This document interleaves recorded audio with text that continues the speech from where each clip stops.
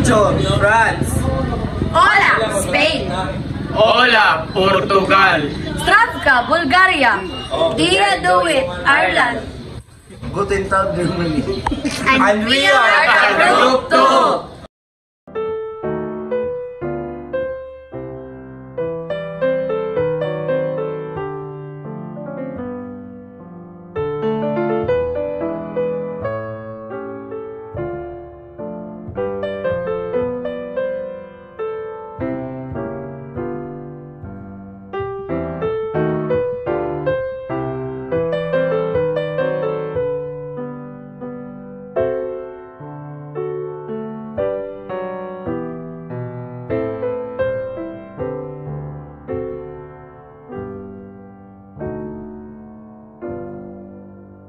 Mountain of Roses, everyone. Bonjour à tous, je m'appelle le monde qui estudiante de Rose Bosques. Abel Joey Hermoso. But before we start, can someone guess what language did I use? French. All of you are correct. It is French. So for today's topic, I'm going to report about one French author, and that is Jean-Marie Gustave Le Clézio, is a known artist or author in French. He is known for his intricate and captivating fiction, as well as his distinctive non-fiction works that bridge the past and the present. He was born on April 13, 1940 in Nice, France. Le Clézio's family roots back to a Breton family who immigrated to Marius, a former French colony. He was bilingual in French and English and spent part of his childhood in Nigeria. He later obtained a doctorate of letters from the University of Perpignan in French. So Le Clézio's writing style is characterized by poetic, adventure, and sensual ecstasy.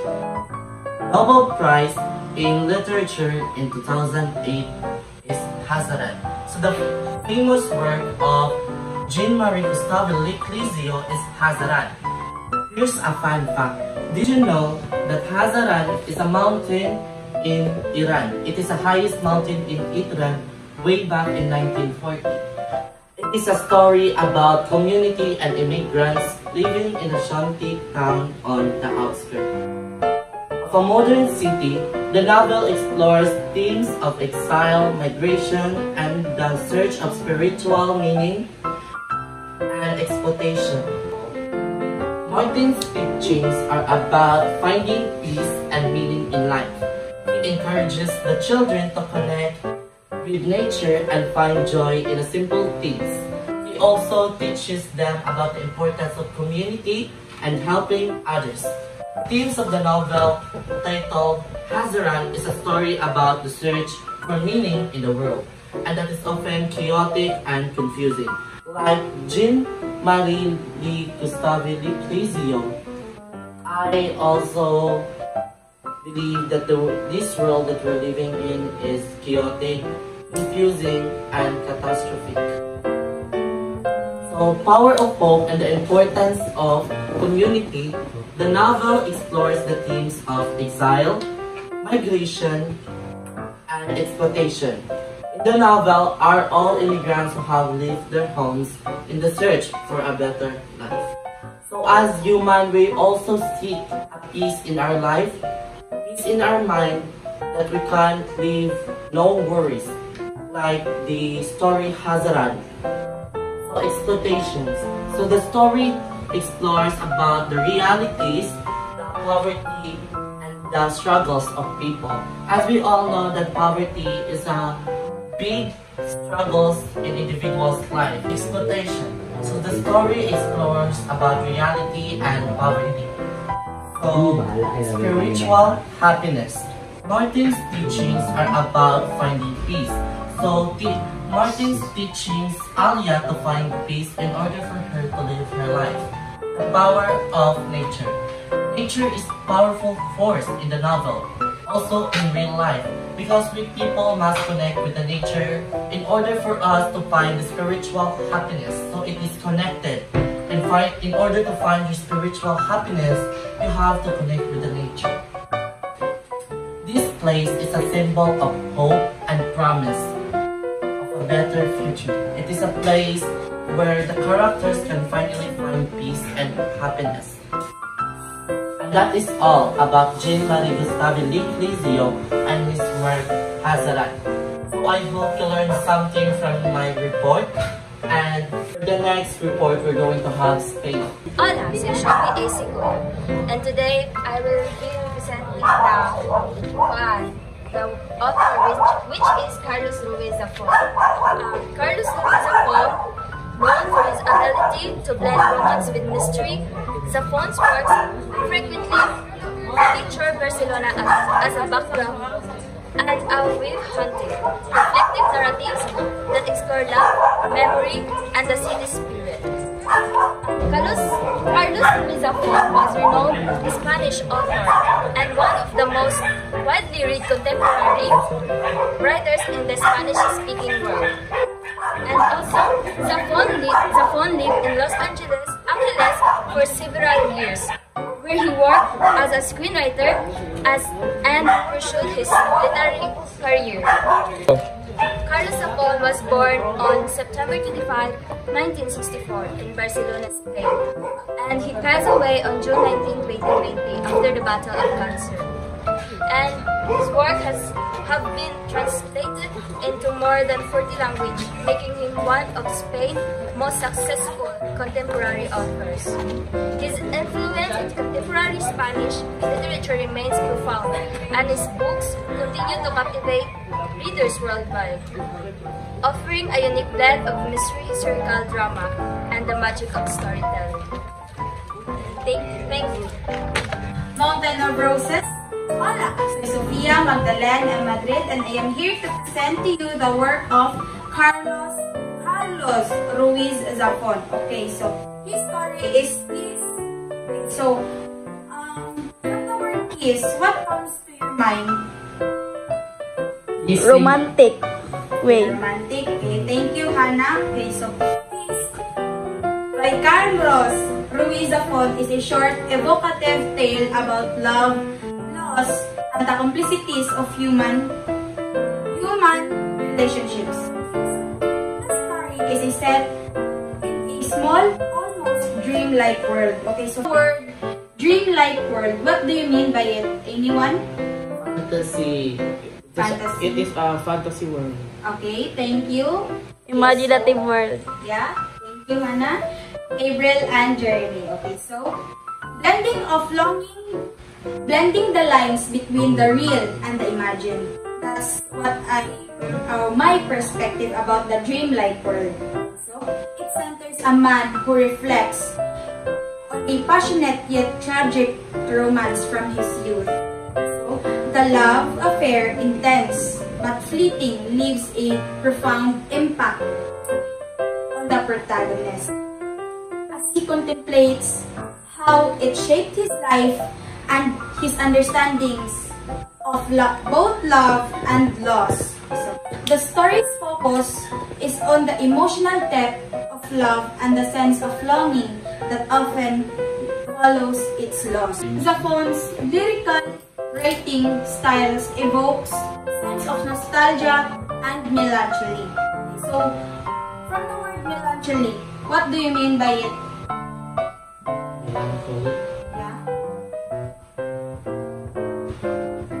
Zafón's lyrical writing styles evoke a sense of nostalgia. Okay, so what do you mean by nostalgia? Nostalgia is the sense of reminiscing about something in the past. Okay, thank you, Kurt. Okay, so nostalgia and melancholy, exploring the idea that certain moments in life, even if they are short-lived, can change a person forever. Okay, so from this story, it means like love and loss. So when we love, we always experience loss and pain because it's not love if it does not have pain and loss. Okay, so his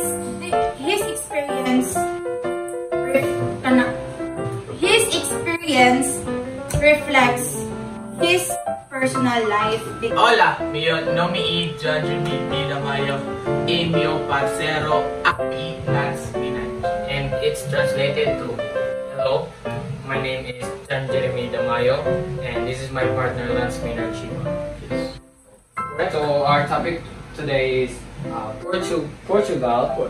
Yolanda Dirceu, a Portuguese writer recognized for her psychological depth and intricate portrayals of identity. Dirceu works often explore individual desires within the context of societal expectations. So, Yolanda Dirceu, born in 1940, is a Portuguese writer.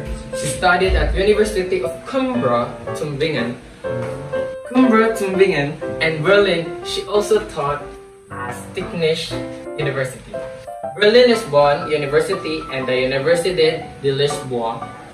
Among others, a full-time writer since the 1990s. Dirceu is the author of more than 1,000 books. She was won several literary prizes. For her works, her novels, The Word Tree, set in colonial Mozambique, was translated into English by Margaret Joel Custer. So there are many composed literature by Yolanda Dirceu, and those types are called The Umbrella, The Old Lady, Grandmother and Grandson Against Sun and Wind, and The Red Fox Fur Coat. But we picked the Red Fox Fur Coat.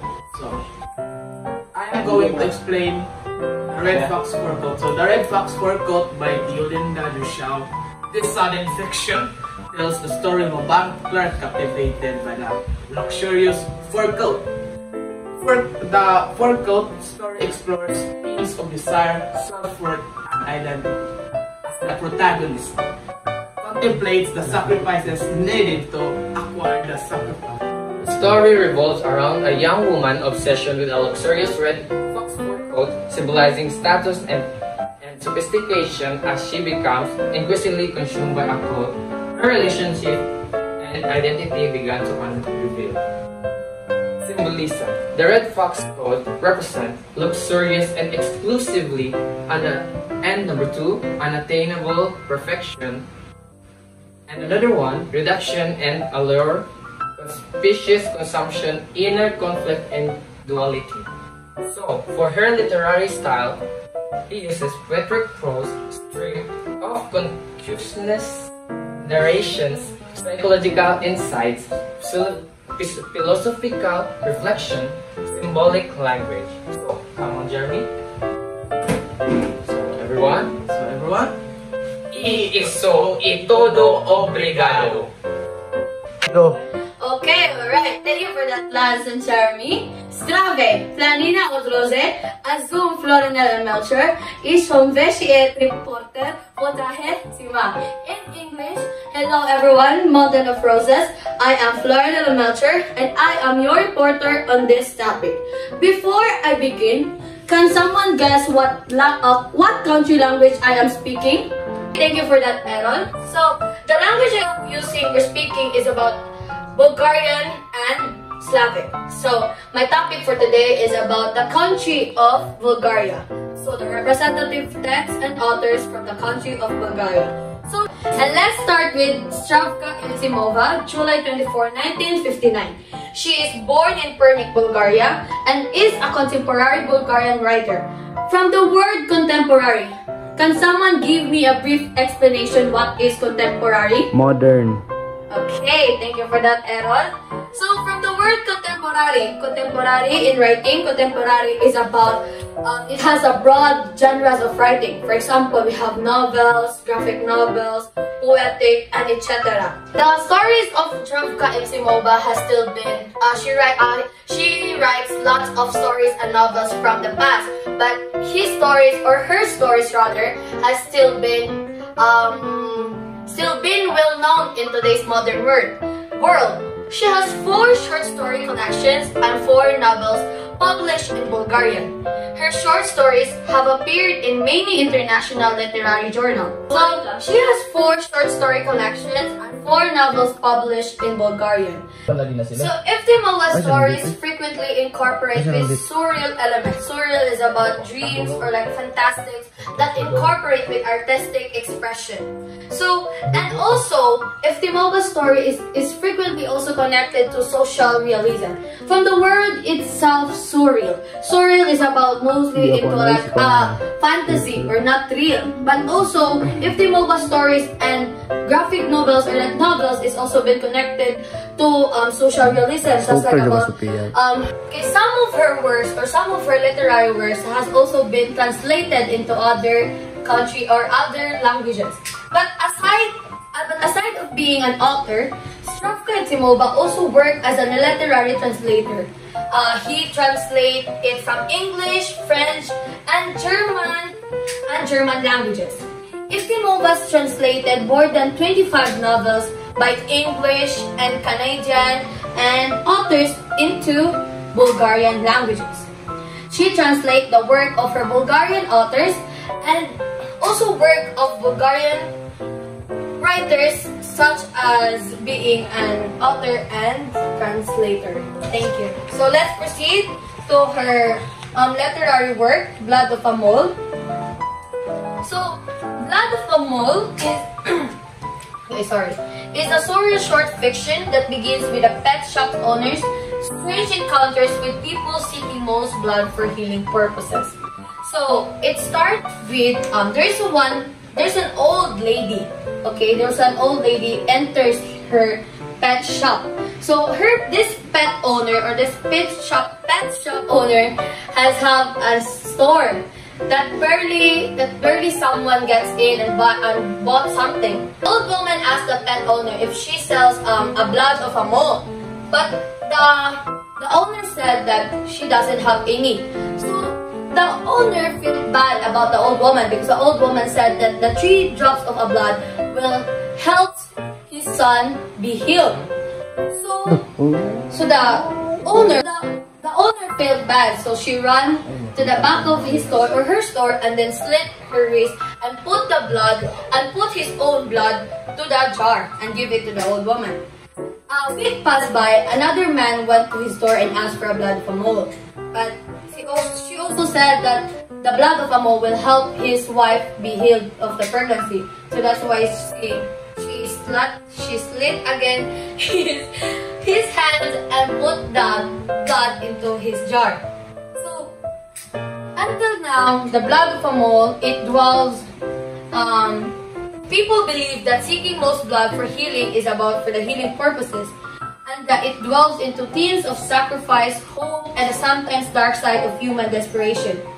The people believe that the blood will help their loved ones to heal from the fact that it doesn't. They doesn't think that because of they are so desperate to heal their loved ones, they doesn't think that they are hurting someone, that the pet shop owner is sacrificing his own self in order for him or her to heal other people. But it does not because she or he helps someone. He doesn't need to sacrifice his own self. So because of this, the themes of a blood of a mole is also been incorporate sometimes to the dark side of human desperation, sacrifice, and hope. And that's all. Thank you. Obrosh Oyeno Oslam Ismisha Ian. Evan Boland was a celebrated Irish poet known for exploring Irish identity, womanhood, and memory, often highlighting overlooked aspects of women's lives. So, Evan Boland was an Irish poet, author, and professor at Stanford University since 1996. Her poetry often explored Irish identity and women's roles in history, known for works like New Territory 1967, The War Horse 1975, Her Own Image 1980. Boland received the Lana Literary Award for Poetry Many of her poems are studied by Irish students taking the Living Certificate. So thank you, Kian. Shioi Rosh Oyenisha is Misha Hana, which meant Mountain of Roses, everyone. I am Hana Faith Nadella. So now let's proceed to Ethan's Evan work, which is a poem entitled Atlantis Disappeared into the Sea, which represent the things that are lost forever, yet still continue to shape us of who we are.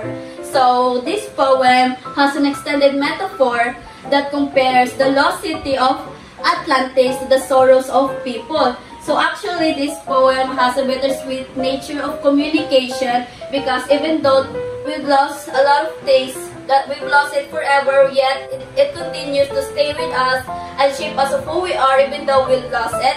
So again, this poem is a reflection of the mythical city of Atlantis, using it as a metaphor of loss and memory.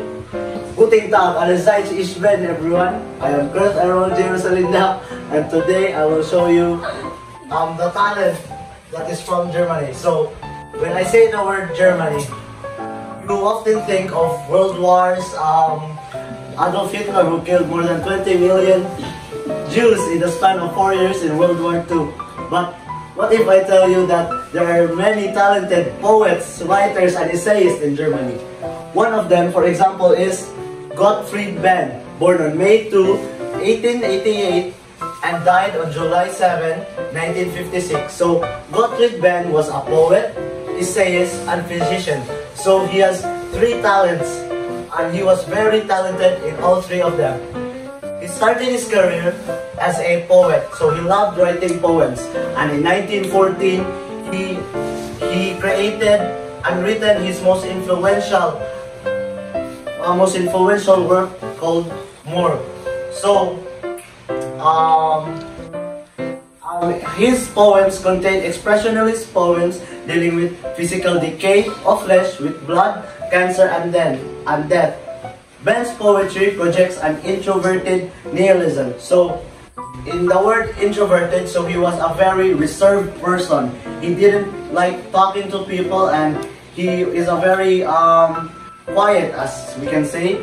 And nihilism meaning he has a very dark sense of humanity in all of us. So he sees the world as a very dark place. So his introverted nihilism, that is an existential outlook that views artistic expression as the only purposeful action. In his essay poems, Ben used his medical expertise. So, as you can say, as I said earlier, that he was a poet, essayist, and a physician. So, he incorporated his medical expertise, his physician side, into his works. So, often using medical terminology to portray humanity as just another species of disease-ridden animal. So, I will talk about the most influential work Gottfried Benn has written, which is Morgue. So, Morgue, written by Ben H. Winters under the pseudonym of Friedman Benn, is a dark and suspenseful thriller that delves into the lives of individuals working in a city called Morgue, grappling with the intersection of death, morality, and crime. The story revolves around a group of pathologists, detectives, and others in the city's underworld as they unravel mysteries hidden within the bodies brought to the morgue. Each case reveals layers of intrigue and societal reflection, pushing the characters to confront their personal struggles, ethical dilemmas, and complex realities. Surrounding death, the book paints a vivid, haunting picture of the morgue as both a workplace and a symbol of life's fleeting nature. So, the book Morgue represents the cycle of life.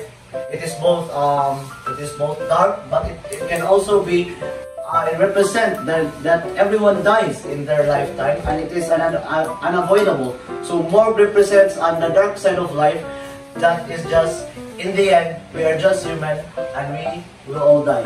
Thank you. And that will be all. Thank you.